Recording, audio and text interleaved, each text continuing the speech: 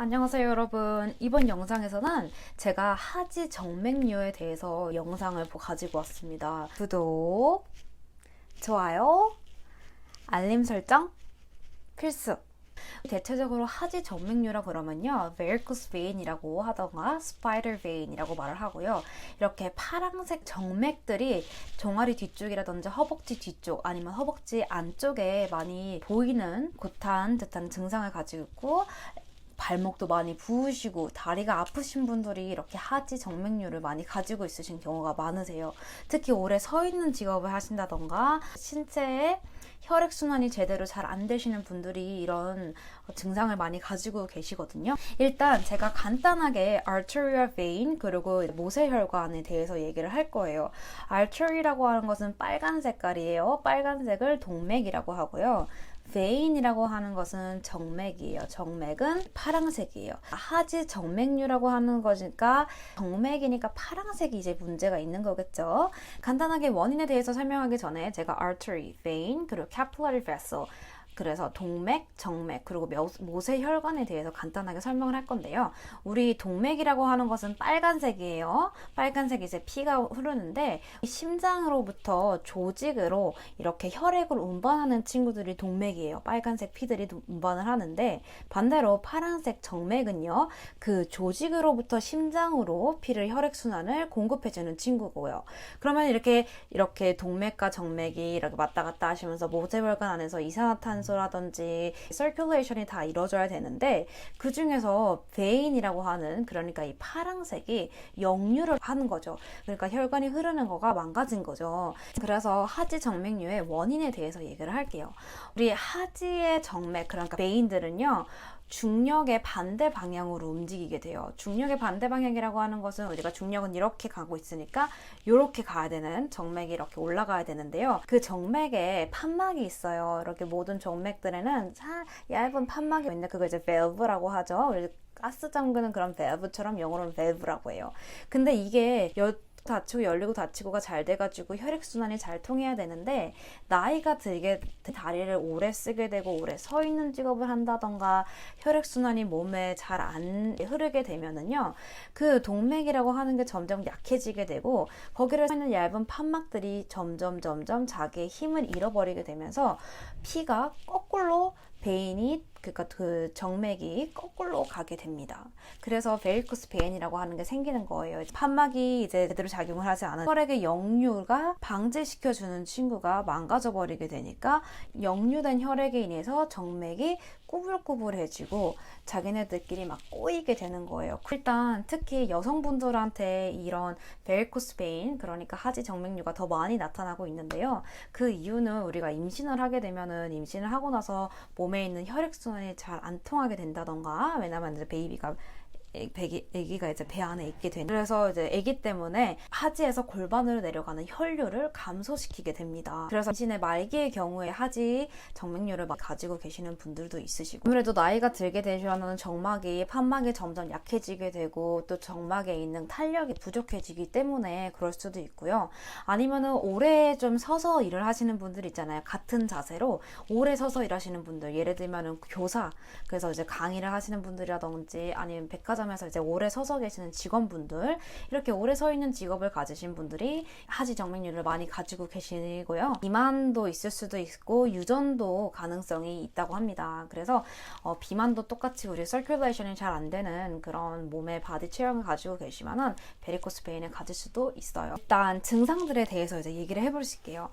이런 베리코스 베인 그러니까 하지 정맥류를 가지신 분들은요 일단 다리에 극심한 피로감을 가지고 계십니다. 무거운 느낌이 나고 다리가 그리고 가끔씩 발목이 많이 부어 오르는 그런 느낌도 드실 거고요. 누가 이렇게 칼로 쑤시는 기분, 쿡쿡쿡 찌르는 기분 이런 것도 많이 다리 하반부 그러니까 하완 쪽에 있는 종아리 뒤쪽이라든지 허벅지 뒤쪽 그리고 발목에 이런 통증을 많이 느끼실 거예요. 심하신 분들은 색깔이 이렇게 거무스름하게 이제 색깔이 조금 변한다던가 그런 가능성도 있고요.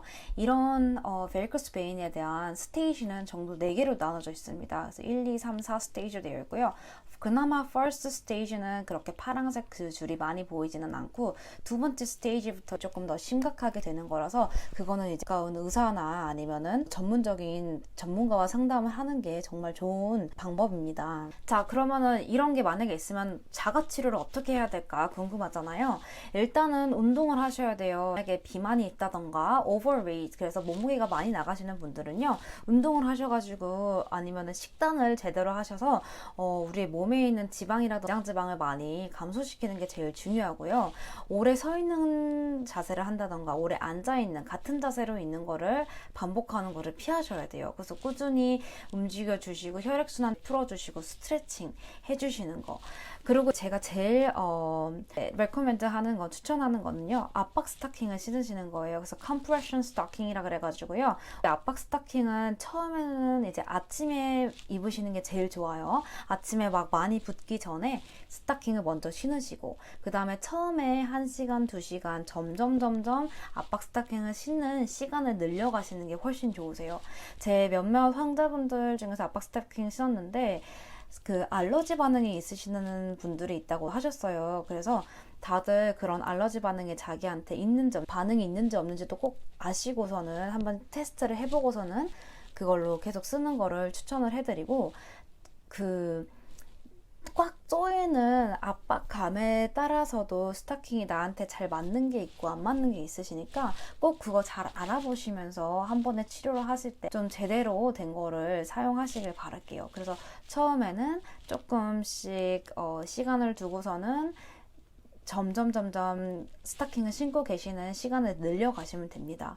그래서 아침에부터 하셨다가 뭐 저녁까지 내가 오래 서 있는다 그러면은 압박 스타킹을 신고 계시는 걸로 추천을 많이 해드릴 거고요. 누워 계실 때요, 다리를 심장 높이보다 높게 벽에를 무릎 밑에다 놔둬서 다리를 올리고 계시는 것도 도움이 되게 많이 돼요. 그래서 그런 거 위주로 조금 더 많이 들어가시는 게 좋을 것 같아요. 네, 내가 혼자서 치료를 하기 위해서는 내가 고쳐야 되는 방법들이고요. 만약에 이게 도움이 만약에 안 되시고 더 심각해진다고 하시면은 그거는 진짜 레이저 치료를 받으신다든지 아니면은 가까운 의사, 전문가와 상담을 하시는 게 제일 좋으실 거예요. 일단 마사지를 할 때는요, 베리코스 베인이 있는 환자분의 다리는요, 절대 발목 쪽으로 강한 프레셔를 준다던가요, 아니면은 막 꾹 누르고 있는다던가 이런 거는 절대 하시면 안 됩니다.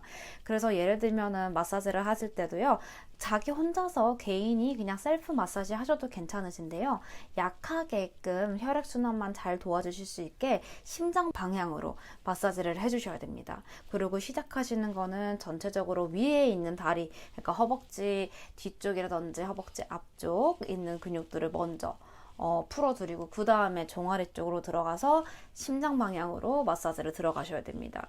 그래서 그게 제일 베리코스 베인에서 알아야 되는 점이고요. 만약에 마사지를 하시는데 막 엄청나게 막 딥티슈 마사지, 그러니까 우리 경락 마사지라든지 아니면은 꾹꾹 누르시면서 되게 세게 마사지를 받으시다든지 이런 건 절대 하시면 안 돼요. 다리가 무겁다고 느껴지신다고 아무데나 마사지 받으러 가셔가지고요, 되게 막 아프게 마사지 받으시고 이러시는 분들은 절대 안 됩니다. 아까도 말했듯이 이 베리코스 베인, 그러니까 하지 정맥류라고 하는 거는요, 역류를 방지시켜주는 판막이 약해짐으로써 혈관에 올라가는 게 역류를 해버리는 거거든요. 역류를 방지시켜주는 판막이 약해짐으로써, 그래서 여기다가 되게 심한 압력을 가하면서 마사지를 한다던가 아니면은 뭐 다른 뭐 도구를 이용해서 그 다리를 푼다던가 이런 거는 절대 안 되는 동작이기 때문에, 혹시라도 이렇게 하지 정맥류를 가지고 계시는데 마사지를 받으시는데 이제 어떤 분이 마사지 너무 세게 하신다 그러면은 꼭 그거 말씀을 하셔야 되는 거고요. 심장 방향으로 마사지를 해주시는 거 꼭 잊지 마시고요. 항상 약한 프레셔, 절대 강한 압력으로 다리를 누르시는 게 아니라 약한 압력으로 다리를 이렇게 문지르듯이 그냥 이렇게 이렇게 움직여 주시는 거, 림프를 조금 풀어주는 테크닉 쪽으로 마사지를 들어가셔야지 아주 효과적인 마사지 치료 방법이 될 거예요. 임신하시고 임신 말기에 이렇게 베리코스 베인이 오신 분들은요, 애를 낳고 나서 베이비 버스를 하고 나서 한 몇 개월 이후에는 좋아지실 수도 있으세요, 자연적으로. 그렇지만 만약에 심하시다고 하면은 제가 아까 말했던 것처럼 주무실 때 천장 보고 주무시고요. 그 무릎 바로 밑에다가 벽에들을 놔둔 다음에 다리를 심장보다 높게 하고서는 올리고 계셔야 돼요. 그렇게 되면은 아마 발목에 있는 붓기라든지 이런 것도 빠지는데 많은 도움을 받으실 수 있으실 거예요. 그래서 혹시라도 이렇게 베리코스 베인에 대해서 궁금하셨다던가 아니면은 하지 정맥류가 있으신 분들은요, 이 영상이 도움이 되셨으면 좋겠고요.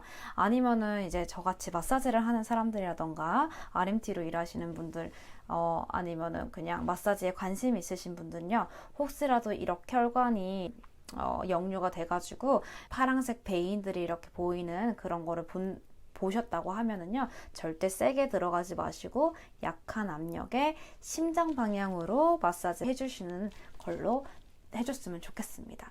그러면 저희는 또 다른 영상으로 제가 또 아주 유익하고 효율적인 영상으로 가져올 테니까 다음 영상에서 또 뵐게요. 안녕, see ya!